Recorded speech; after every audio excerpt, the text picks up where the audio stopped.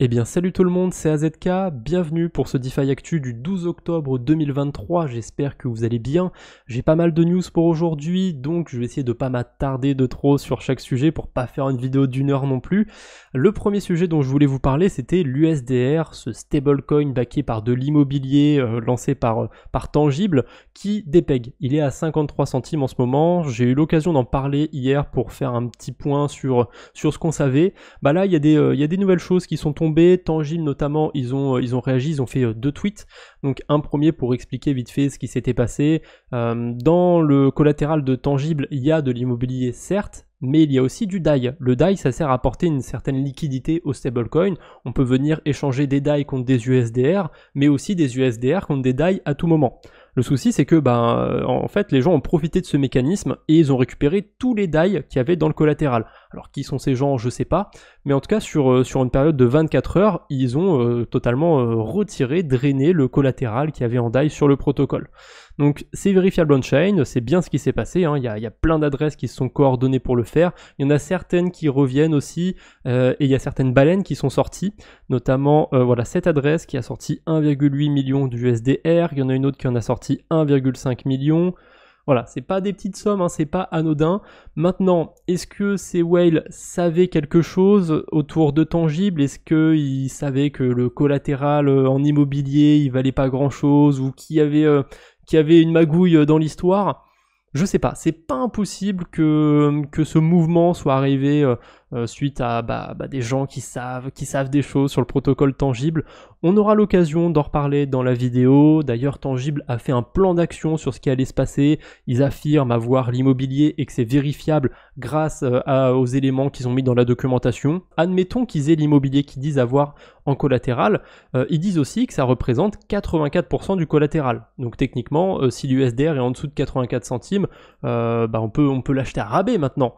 Mais ça, c'est pas une bonne façon de penser, parce que certes, ok, le collatéral qu'ils ont en immobilier, ça représente 84% des USDR. Mais il y a un souci, c'est que l'immobilier, c'est pas liquide. C'est ok, t'as 2 millions de dollars en immobilier, mais tu peux pas le vendre tout de suite comme ça en claquant des doigts.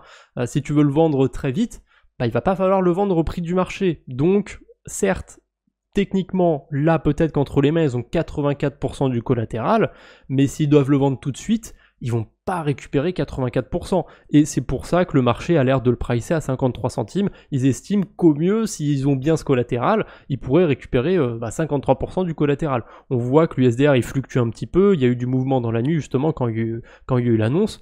Mais il reste globalement autour des 50 centimes. On verra bien ce qui va se passer, on verra bien si leur plan d'action va marcher. En tout cas, ils vont arrêter l'USDR, ils vont l'arrêter, parce que c'est un design qui ne marche pas, hein. Avoir une partie liquide, une partie illiquide, c'est pas une bonne idée, parce que quand il n'y a plus cette partie liquide, les gens, qu'est-ce qu'ils font? Ils vont dumper leurs USDR, tout simplement. C'est ce qui s'est passé dessus. Voilà, donc c'est triste, on verra bien ce qu'ils vont faire, si ça va marcher, le nouveau truc qu'ils vont faire, et on en reparlera de ce plan d'action dans la vidéo. En attendant, si vous voulez lire le thread, le tweet, le grand tweet de Tangible, je vous le mettrai dans la description. Changeons un peu de sujet avec D.Fi. Il y a eu aussi du drama de ce côté-là et j'ai eu l'occasion d'en faire une vidéo. Mais pour le résumer, si jamais vous êtes passé à côté, D.Fi, c'est un projet qui a fait appel à des influenceurs pour mettre leurs produits en avant. Ils vendent ça comme une super app et un antivirus. Alors c'est vraiment du marketing, hein. En gros, c'est un truc qui regroupe des outils pour la DeFi, je vous en ai fait une vidéo. C'est pas terrible, c'est pas à jeter non plus comme site, mais c'est pas terrible non plus. Et ils avaient une grosse annonce à faire le 10 octobre 2023, personne n'était au courant, en tout cas dans les influenceurs qu'ils ont payés, personne n'était au courant. Cette annonce, c'était une prévente de leurs jetons DeFi. Le souci, c'est que c'est pas légal de mettre en avant cette vente de jetons quand on est sponsorisé, quand on est rémunéré en France.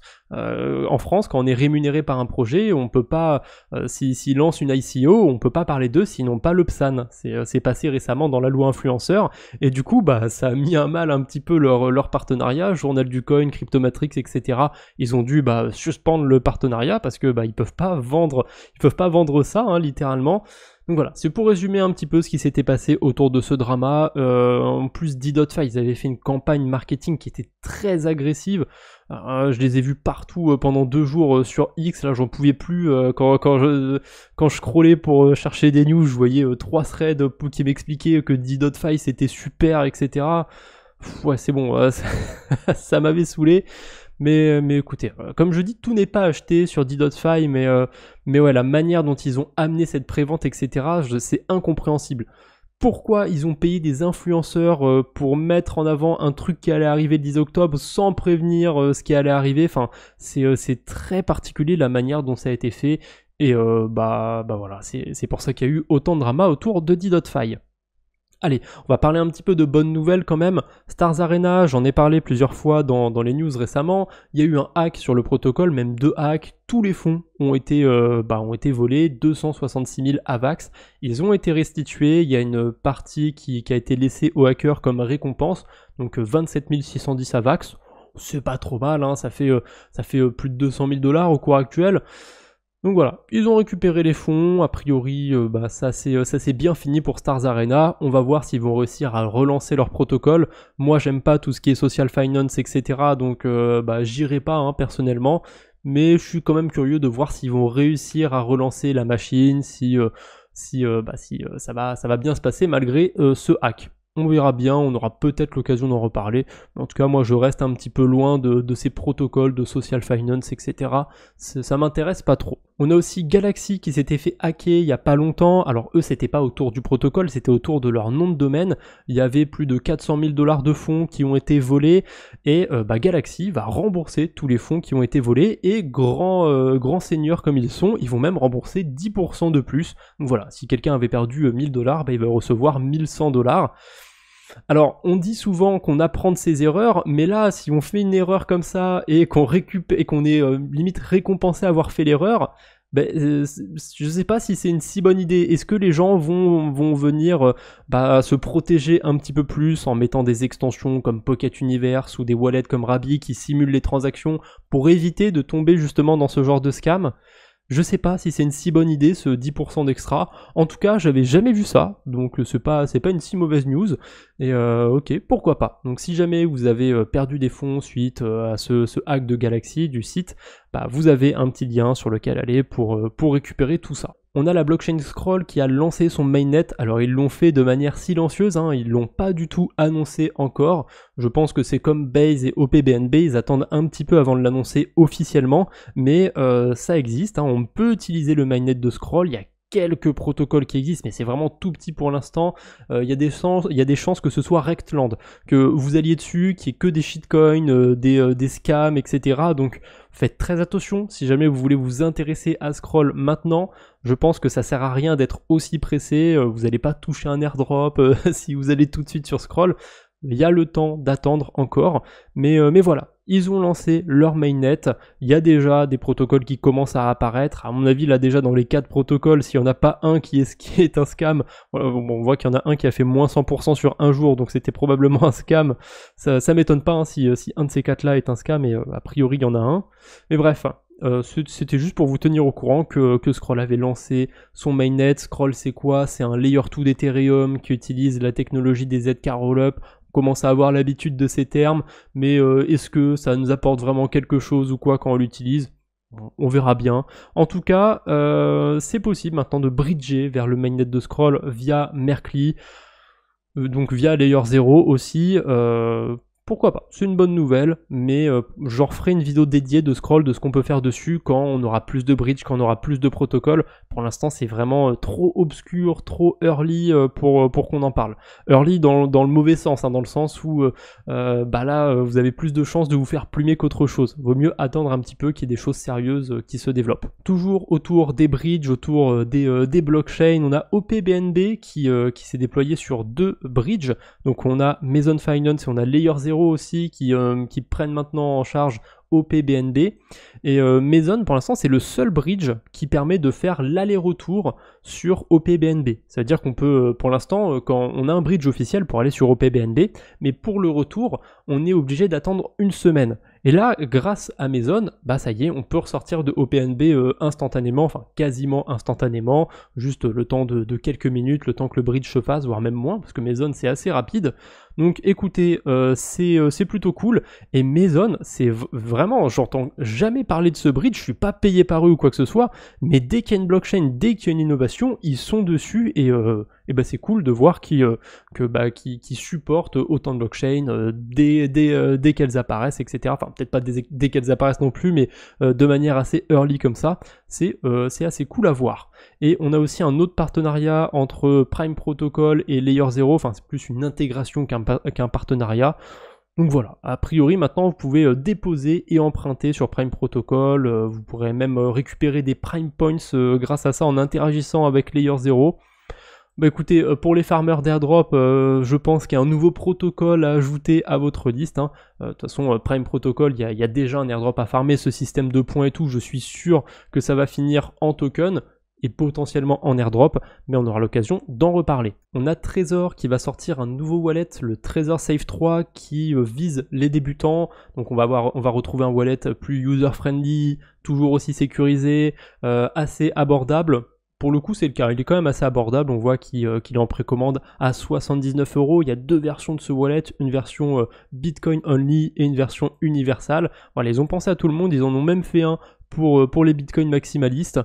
Qu'est-ce que vous en pensez? Est-ce que vous avez déjà un trésor? Est-ce que vous avez un ledger? Est-ce que vous n'avez pas d'hardware wallet? N'hésitez pas à me le dire en commentaire. En tout cas, je serais bien tenté de le commander, de faire un tutoriel sur la chaîne principale, parce que j'ai fait des tutos ledger, mais j'ai pas fait beaucoup de tutos sur d'autres hardware wallets, à vrai dire j'en ai fait qu'un seul, sur le wallet de SafePal, mais ouais, il y a des choses qui existent en dehors de ledger, donc je testerai bien tout ça. En tout cas, c'est pas sponsorisé ou quoi que ce soit, j'ai juste vu la news passer, donc j'avais envie de le partager. On a TimeSwap aussi qui a fait une annonce, enfin c'est pas vraiment une annonce, ils font des petits sneak peeks comme ça où ils mettent en avant que le pré-mining ça arrive, etc. Alors il n'y a pas encore le pré-mining, je vous en reparlerai quand ce sera lancé, quand le token time sera enfin lancé, mais là depuis quelques jours ils teasent un petit peu, mais on voit rien. Il est où le token time? Moi j'attends, je suis impatient. Du côté de Mental, vous pouvez aller minter les Citizens of Mental, c'est une collection de NFT. Alors je sais pas exactement ce qu'il faut avoir fait pour être whitelisté. Je sais que j'ai interagi un petit peu avec Mental sur le portefeuille 2023 et je suis pas éligible à cette à cette collection de NFT, mais si jamais c'est votre cas, voilà, vous avez le lien dans la description, allez vérifier si vous pouvez minter ce NFT. D'ailleurs c'est une whitelist, mais j'ai pas fait gaffe s'il était payant ou s'il était gratuit ce NFT. Donc n'hésitez pas non plus à me corriger en commentaire, il me semble qu'il est gratuit, mais à vérifier. On a le Zimbabwe qui fait une dinguerie, le Zimbabwe Gold, un jeton numérique adossé à l'or et lancé par la Banque Centrale du Zimbabwe, devient le moyen de paiement officiel du pays. Alors je m'attendais pas à ça, le Zimbabwe ils sont pas connus pour être très très bons avec ce qui est l'économie, la monnaie, c'est eux qui ont imprimé des billets de, c'était quoi, 100 000 milliards de dollars zimbabwéens, c'est eux qui ont eu une inflation d'1 million de % en quelques jours, je sais plus en combien de temps c'était arrivé, mais ils avaient fait n'importe quoi avec leur monnaie.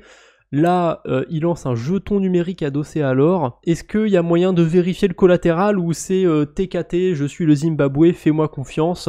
Je sais pas. Je trouve ça très original comme news, mais je suis pas convaincu. Honnêtement, j'irai pas détenir du Zimbabwe Gold dans mon portefeuille, mais je dois noter quand même que l'approche est assez originale. On a Jim Cramer, donc c'est un économiste assez connu aux États-Unis.